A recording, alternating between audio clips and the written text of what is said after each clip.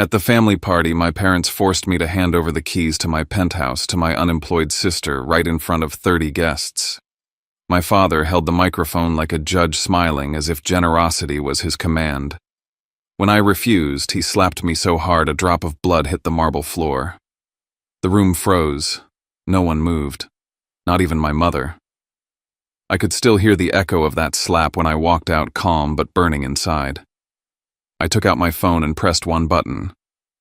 30 minutes later, a woman in a navy coat walked into the hall. Her voice cut through the silence like steel.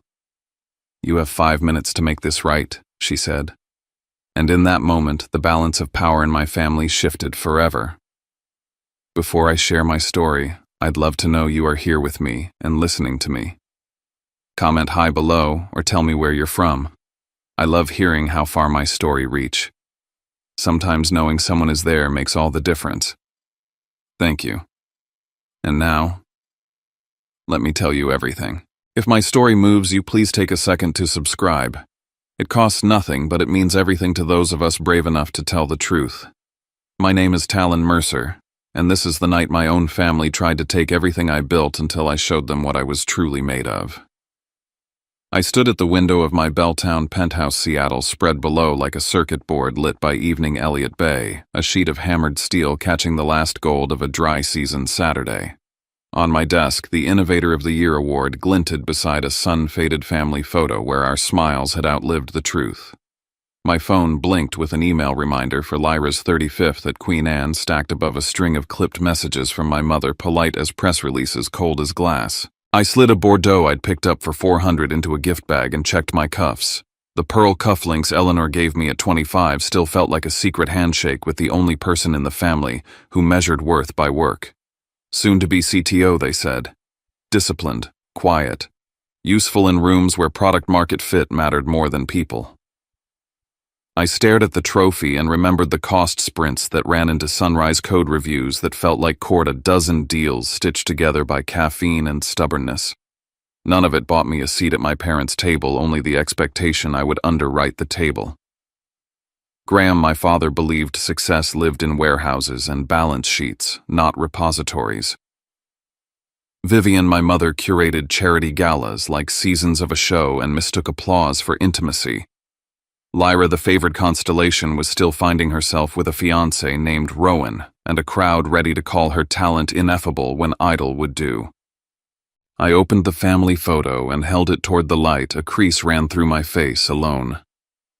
The phone lit again, arrive on time, no embarrassment, and I could hear my mother's voice in the punctuation. I tightened, the pearls felt their soft resistance bite my wrist, and breathed. Somewhere in the Queen Anne beam's cameras would be rolling. In my pocket, a single number waited behind a button I rarely pressed. I locked the door. The elevator sighed, and the city rose to meet me with that clean salt cold that makes you feel awake and alone at once.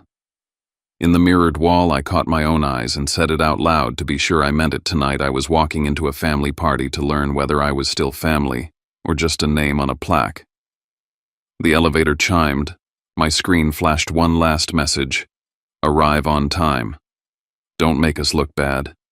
And I thumbed it dark. Tonight I would not be anyone's decoration. The house on Queen Anne had been built to impress and never let you forget it. Marble underfoot, walnut walls catching the bloom of chandelier light, a string quartet sawing the air into something polite, a table of finger food arranged like jewelry.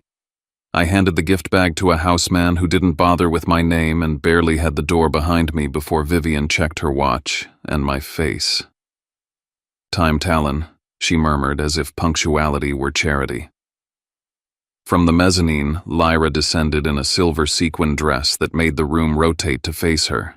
The compliments rose like steam, radiant, luminous, the light of this family. And I stood in it the way you stand in rain you didn't ask for. Guests orbited.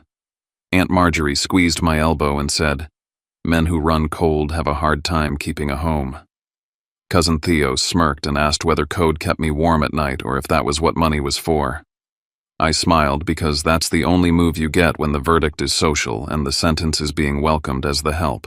Earlier in the week, I'd covered 300 in vintage wine and another 500 for the chef at my mother's request. Now I listened while she bragged to a board member that Lyra connects community and swallowed the small truth that some communities are just mirrors. Above us, a tiny black dome watched from a beamhouse security, blinking its little red promise that everything said in a room like this can live twice. Near the bar, a couple of Rowan's friends had their phones out already, type-tagging Dr. Mercer style while filming the string quartet like proof of contact with a rarer air. Lyra drifted past me in perfume and sparkle toward my mother, leaned in, and I caught it. When Dad speaks, I'll look surprised at the choreography of generosity. I met Rowan's eyes, and he looked away the way men do when truth is about to make them choose a side. I circulated. I asked about portfolios I would never manage and charities I would never join. Every answer returned to Lyra's promise, my success downgraded to revenue with manners. The violin's tremolo needled at me. It sounded exactly like a pull request waiting for a verdict. I tried one more time to be the version of me that fit this place and felt the room push back with a smile. Across the banquet, the Bordeaux I'd brought disappeared into a cluster of bottles under the tablecloth, anonymous as effort. A waiter brushed past with a tray and said sorry, without seeing me. The air began to change, less chatter, more tilt, and the quartet slid itself into silence. Graham stepped into the glow with a microphone already in his hand, a host in a courtroom about to surprise a defendant with leniency that wasn't his to give. People rearranged themselves toward him, the chandelier catching in their glasses, the cameras in their phones rising just a little, the house camera unblinking. I set my drink down, took 2 steps to where he could see me clearly, and locked my shoulders. I knew what was coming because I'd heard the rehearsal. I still wanted to be wrong. My father's voice rolled through the hall like a verdict before I even realized what he was saying. On this special day, he announced, smiling as if he'd invented generosity, we celebrate Lyra turning 35. And as a symbol of new beginnings, her brother Talon will gift her the keys to his Belltown penthouse, a home for her fresh start. The applause came first, then the silence, then the eyes, 30 of them turning to me, waiting for my cue to perform gratitude. Cameras rose. Someone whispered, "How sweet." My mother stepped into the light beside him, her hand resting on his sleeve. "Sharing is love, darling," she said softly but loud enough for the room to hear. "It's time you gave something back to family." I felt the weight of the cufflinks on my wrists, pearls catching under the chandelier, cool and heavy like a reminder to stay composed. "Did anyone think to ask me before giving away my home?" My voice was calm, but it cut through the chatter like glass breaking. A pause stretched uneasy and long. My father's smile hardened. "Without Mercer Logistics," he said, "there would be no penthouse for you to give." I looked at him, at the man who taught me profit margins before apologies. "And without my work, there wouldn't be much left to inherit," I answered. A few guests shifted in their seats. Aunt Marjorie muttered, "Ungrateful." Another guest whispered, "He's making them look bad." I heard every word, every shallow breath. "No," I said again, clearer. "I'm not giving my home away. Not because I don't love my sister, but because work has value. Boundaries have value. Responsibility has value. None of that comes free." My mother blinked fast, her smile fixed but trembling. My father's jaw twitched. "You're embarrassing your family," he said quietly, and for a second I thought that might be the end of it. Then the microphone clattered as his hand swung. The crack echoed louder than the string quartet had played all night. Heat flared across my cheek.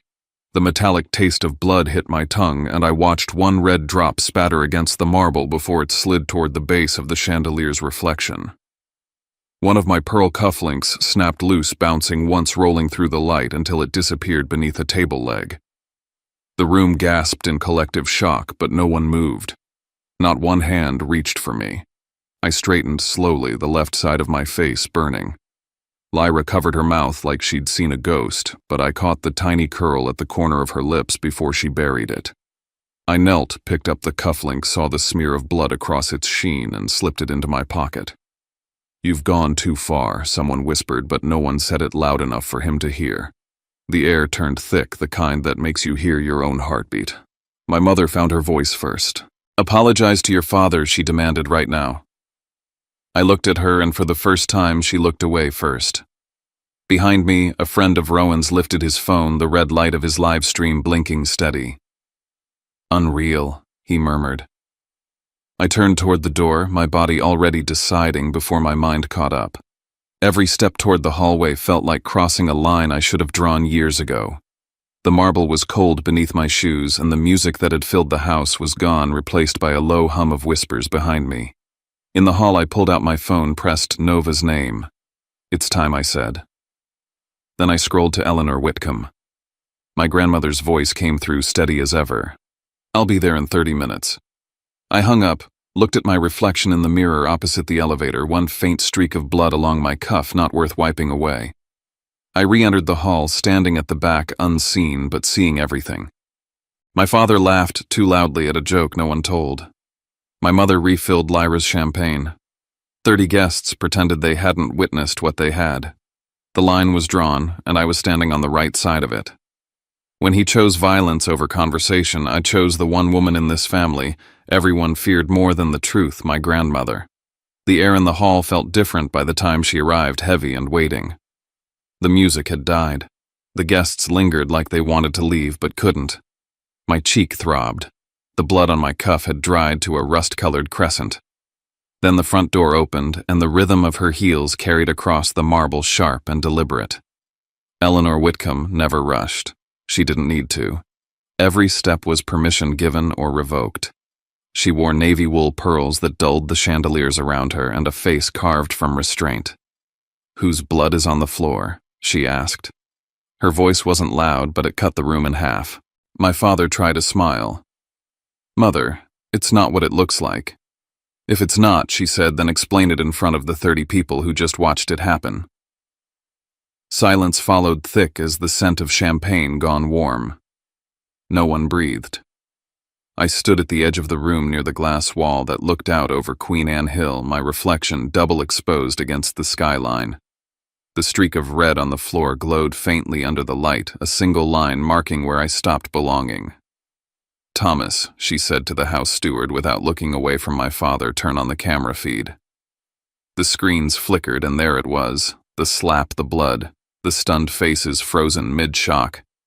No sound, just the image looping once, twice.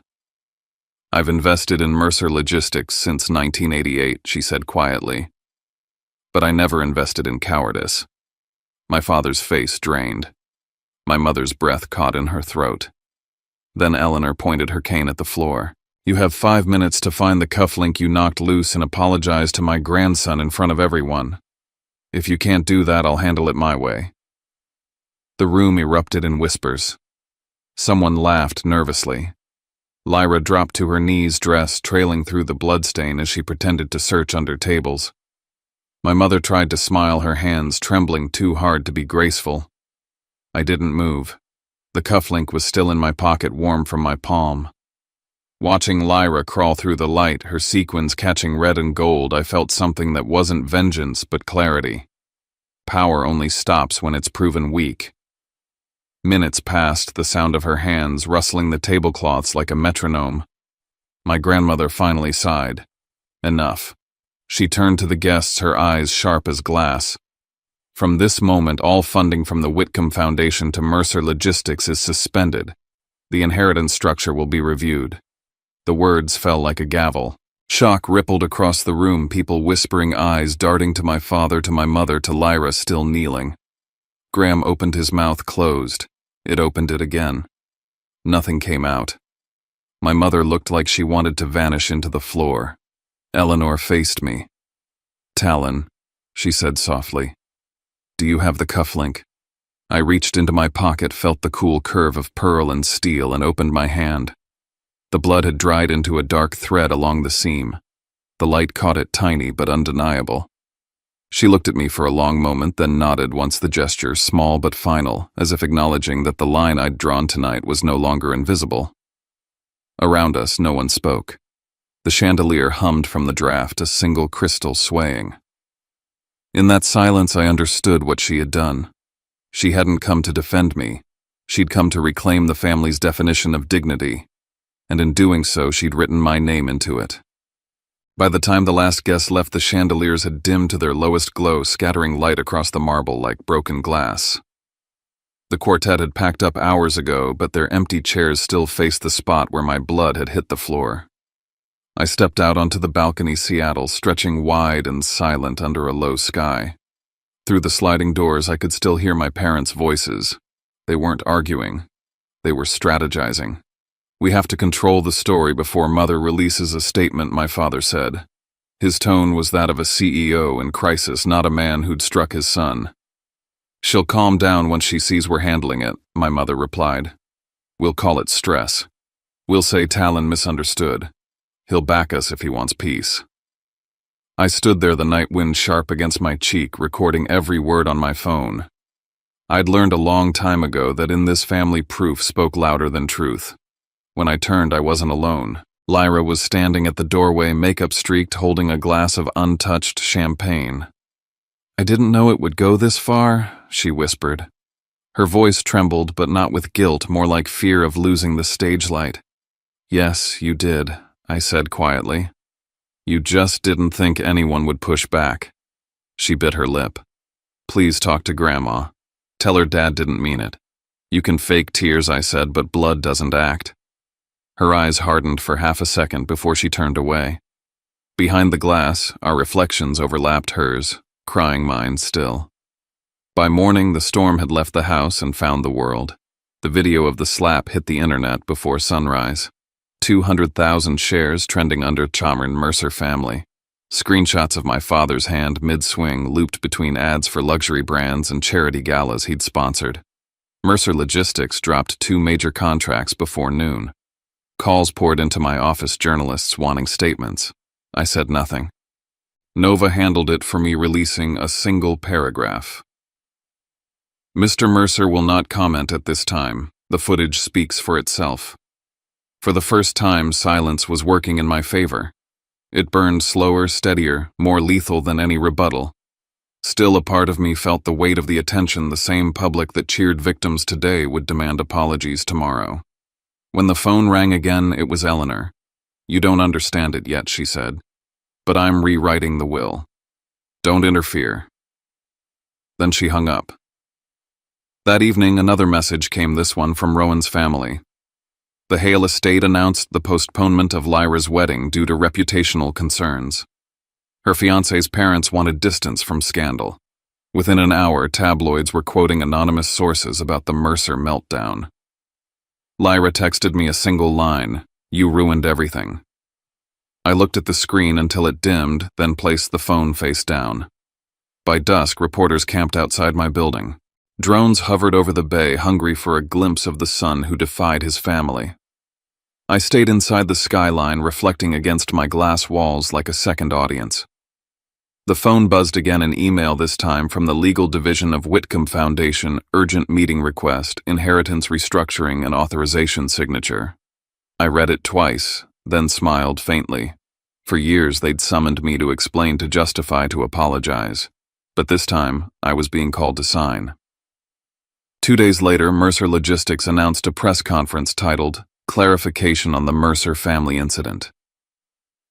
I wasn't invited, but Nova forwarded the draft of their prepared statement. It said I'd overreacted emotionally and misinterpreted a gesture of familial generosity. I read it 3 times, feeling the quiet heat build beneath my skin. They wanted to erase what everyone had already seen. By noon, Nova and I had a plan. We transferred the raw footage from the security cameras, the full-angle no edits, to an independent news network known for exposing corporate cover-ups. At the same time, Eleanor filed an official document freezing all financial control from my parents. The signatures hit the wire just as my father's PR team was setting up microphones. The conference started in downtown Seattle marble lobby of a hotel filled with journalists. My father wore a tailored suit, his voice carrying the fake warmth of a man trying to sell forgiveness. "Families argue," he said. "Talon and I had a misunderstanding, and he regrets how things appeared." Cameras clicked, polite laughter followed. Then every screen in the room flickered. The live stream changed. Without warning, the real footage filled the monitors. The slap, the blood, the stunned silence. You could even hear my mother's voice. "You're making us look bad." The crowd froze and the room's mood turned inside out.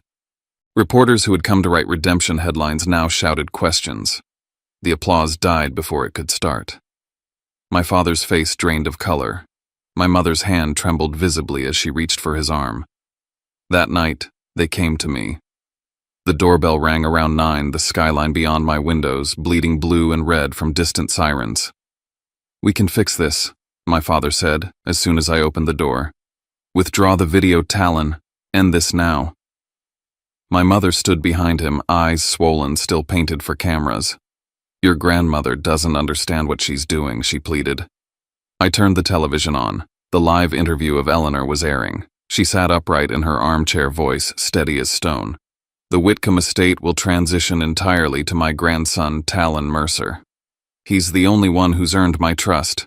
My parents stared, faces ghost pale under the flicker of the screen. "You did this," my father whispered. "No," I said. "You did." They left without another word. The door closed softly behind them, the silence ringing louder than their voices ever had.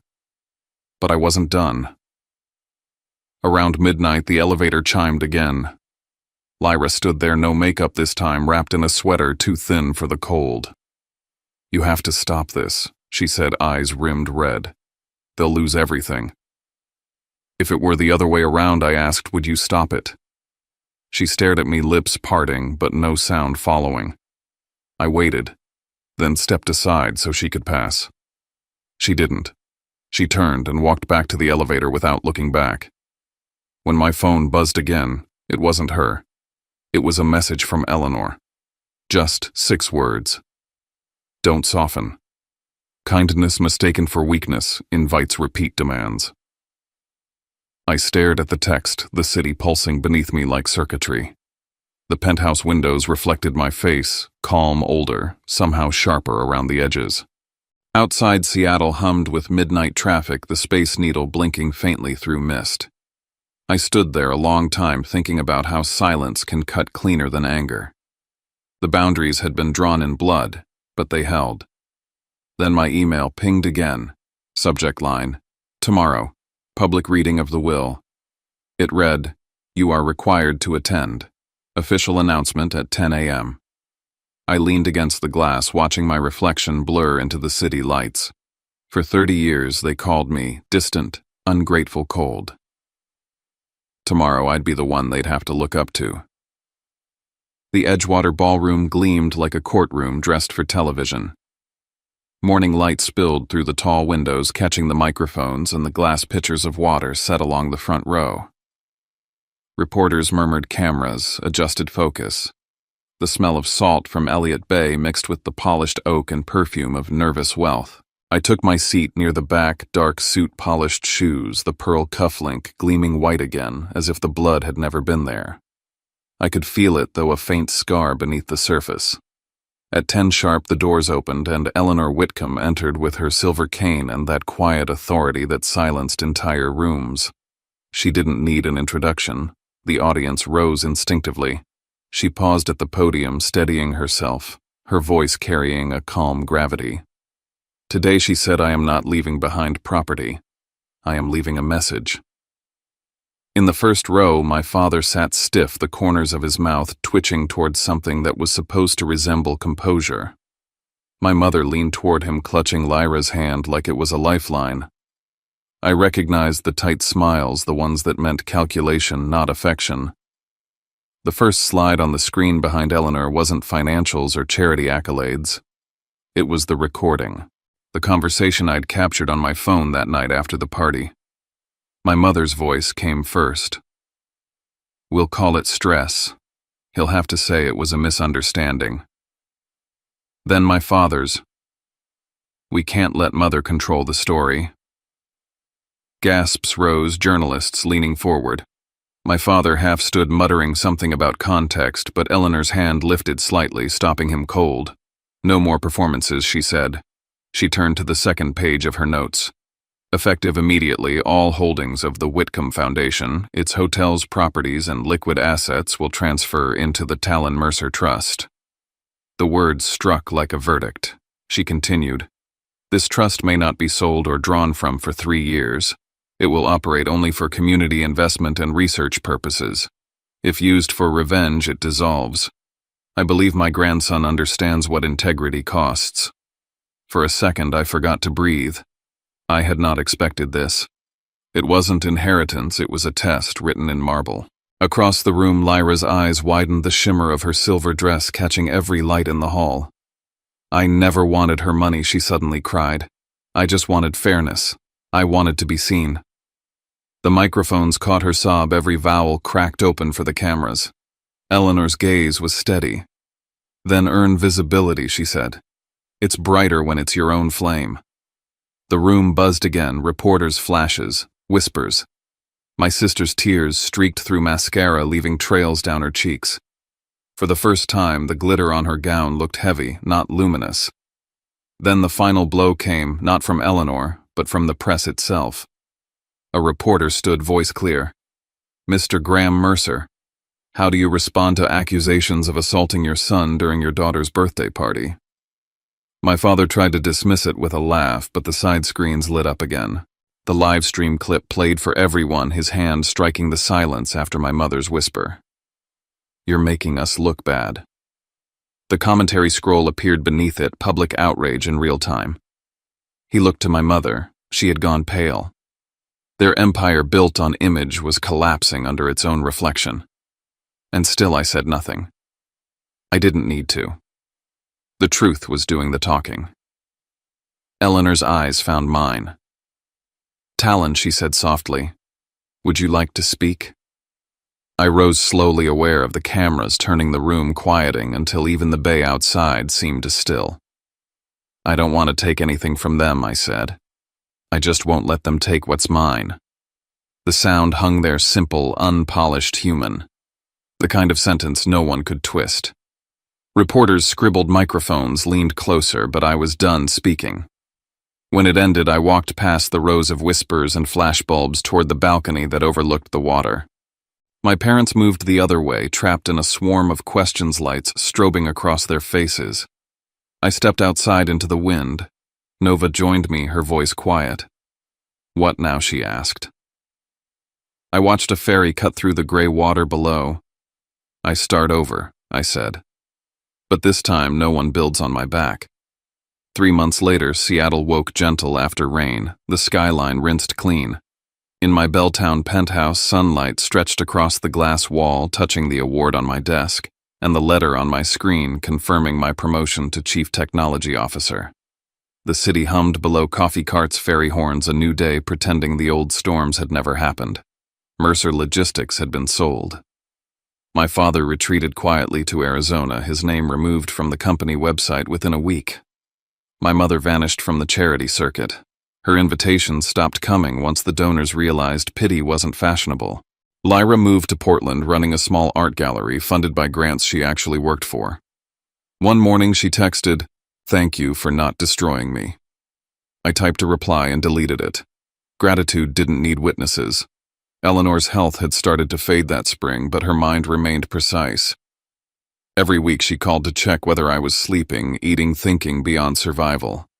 Freedom, she said, isn't owning the world. It's owing no one, not even anger. The last time I visited her, the lake outside her cottage mirrored the clouds, still and silver. She handed me a wooden box carved with my name. "Open it when you're ready." When I finally did, weeks later, inside lay the pearl cufflink, polished so clean it caught the dawn light like a drop of water. "Keep it," her note read. "To remember that justice isn't about winning, it's about ending the fight." I sat for a long time holding it, understanding that her silence was her goodbye. She passed a month later, leaving a final letter sealed in blue ink. "Don't let kindness be mistaken for weakness." One evening, as the city turned gold outside, a letter arrived from my father. The handwriting trembled. "I taught you to fight, but not to love. Now I'm learning from you." I folded it neatly and placed it beside the box. No bitterness, just the stillness of something finished. Life didn't end in victory. It leveled. I launched a foundation with Nova called Boundless, an initiative using AI to help young people caught in abusive family structures. The press wrote headlines about innovation and redemption, but I didn't read them. I only watched the first group of kids walk into the new office, their faces half scared, half curious. That was enough. At dawn, I stood by the window again, the same view, but a different man inside it. The bay shimmered. The cufflink on my wrist caught the first light, scattering it across the room. For a moment, the reflection of that tiny spark looked like it came from me. I used to think fairness came from strength. Now I know it comes when you stop letting others define your worth. I picked up my phone, typed a message to Nova. Coffee at Ballard, my treat. Her reply came a minute later. Bring the cufflink, it suits you more than ever. I smiled, pocketed the phone, and stepped onto the balcony. Below, the city moved like a living thing, buses, gulls, fairy smoke curling into the cold air. The sound of the water reached me, faintly steady, forgiving. For the first time in years, there was no weight on my shoulders. No one can force you to hand over the keys to your own house, whether it's the one you live in or the life you build. Because the real worth isn't the penthouse or the view. It's in the courage to say no when the whole world tells you to bow. There's something about standing at the edge of morning light that makes you realize how much of life is built on choices no one else can make for you. When I look back on everything, the slap, the blood, the silence that followed, the look in my grandmother's eyes as she walked into that room, it feels like another lifetime. I used to believe dignity came from approval, from keeping peace even when it cost me pieces of myself. I thought being the good son meant carrying the weight, apologizing first, staying quiet while others rewrote the truth. But silence doesn't protect you. It preserves the system that breaks you. I learned that night that boundaries are not walls, they're mirrors. They show you who actually respects you once they realize they can't use you anymore. The moment I said no, the people who claimed to love me vanished behind their disappointment, and yet for the first time I wasn't scared. It's strange how losing your family can feel like breathing clean air after years underground. Maybe it wasn't loss. Maybe it was release.